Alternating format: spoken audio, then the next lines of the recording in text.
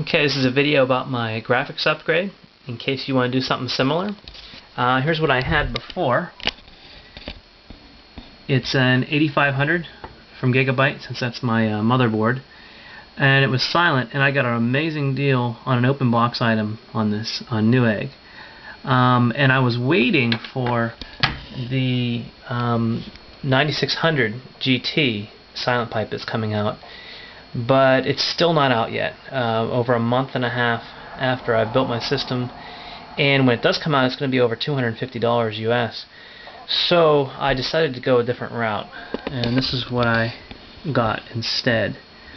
This is the 8800 GT, and it comes with this Zalman cooler, which actually works pretty good as a cooler. The only thing is it's a lot more noise than what I'm used to. That fan is pretty loud and you can't really adjust it at all. So what I got was this Accelero cooler, and it's a huge heatsink. It covers the entire area of the graphics card, as you can see here. And something you might look out for, it's about an inch taller, almost an inch exactly, than the graphics card itself. So if you have a tight spot in your case, or if you have fans on your lid, just beware of that. One thing that people said about this graphics card and third-party aftermarket cooler combination on Newegg, in fact I think this is 2 Centec, is that they don't provide a voltage regulator heatsink. They do provide, I'll take this off here for you and show you. They do give you these heat sinks for the RAM chips, but there is nothing for the voltage regulator. The funny thing is they do provide it for the ATI models. They have this plate, I think it's the 1950 they provide this for, and they have this bar. So what I did was I took a roto tool and zapped that off, and I took out half the fin so it would sit up against there.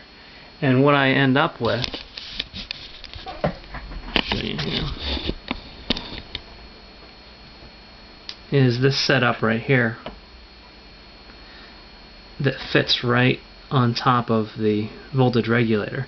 Now it should be okay if you're not going to overclock, but I'm really particular about the heat levels in my case, even though I have some pretty good breathability.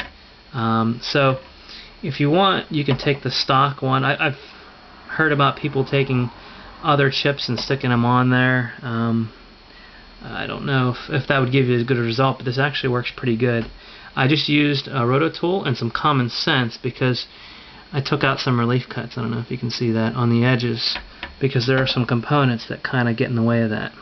But it works out pretty good, and I'll just stick that on there just like I did with the other chips, and that should work for you. So that's the mod involved with the Accelero S1 Rev.2 VGA cooler with the 8800 GT Gigabyte version.